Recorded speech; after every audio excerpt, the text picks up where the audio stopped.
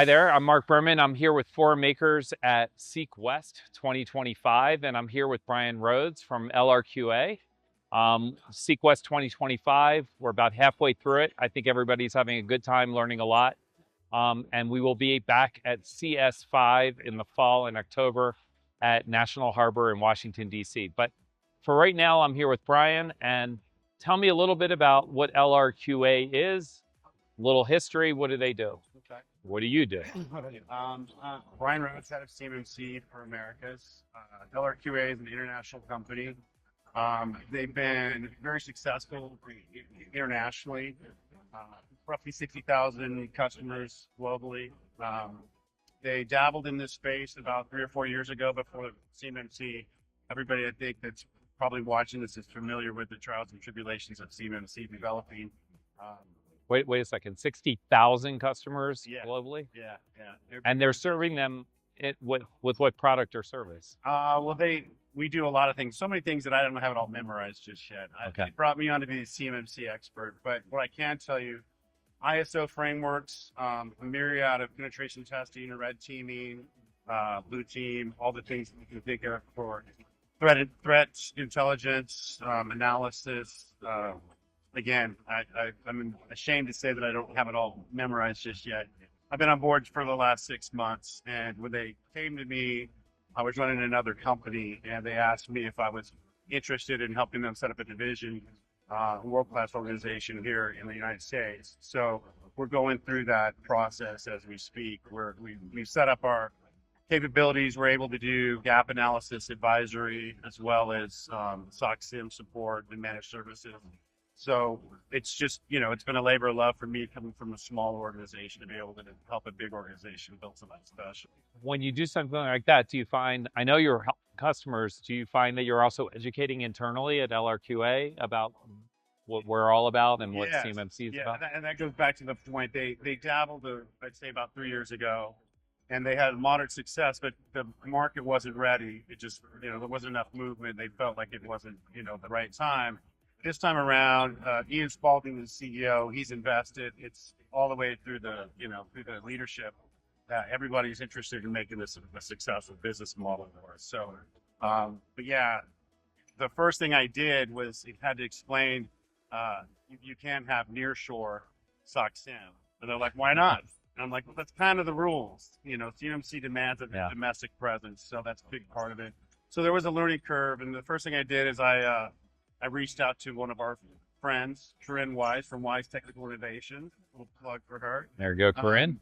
She gave me an executive smashed 4-hour, all you can think about for CMMC to explain it to our leadership. And when she did that, the lights went on and everybody really got like, this is a big opportunity. So I'm going to ask you a loaded question. Whether internally or externally, by your observation, what is the single hardest thing about getting to certified, and how does your company contribute to solving the problem, whatever that problem is? Well, as you know, since 2017, some form or fashion of DFAR 712 has been a requirement, right? And a lot of organizations, maybe willingly or unwillingly, thought they were doing better than they were. And because of that, there's a steep learning curve because they've been, in some cases, a lot of organizations have been saying, yes, we're more compliant than they really truly were, or they just didn't understand what the requirements were.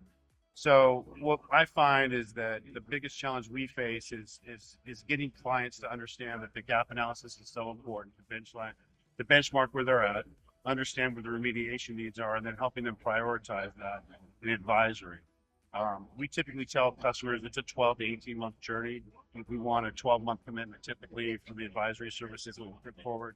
And I always say, look, if you get there faster, that's fine. We'll go as fast as you want to go. How fast have you ever helped somebody get there? What's the record with LRQA? The record is about 9 months. 9 months, So okay. that was a nice one, but they were very cyber mature, and it was a pleasure working with them, but I can't name the company. But anyway, it's typically a 12 to 18 month journey.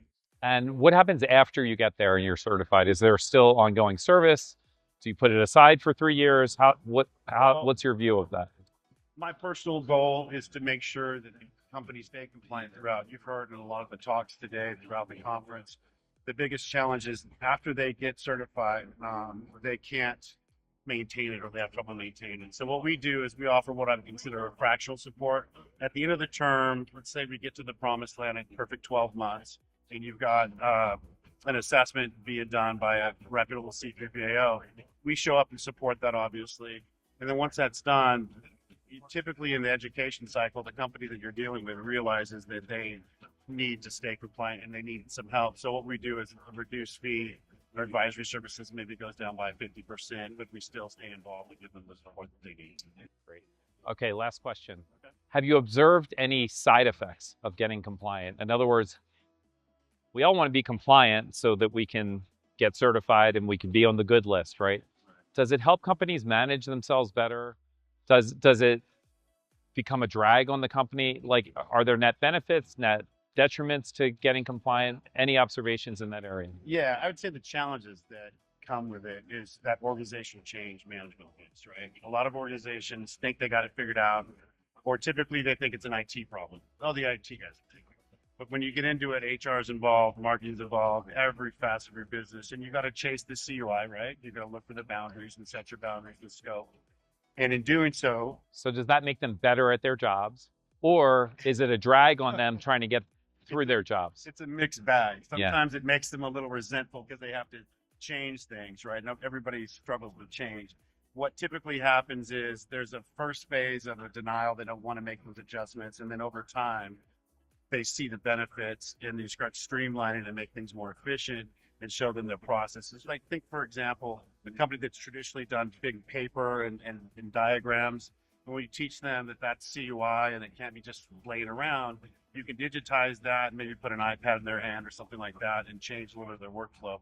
It really comes down to the company of how much pain that is at the time. But ultimately, at the end, they find themselves being much more efficient and having a better understanding of their compliance needs. What doesn't kill you makes you stronger. Yeah. Okay.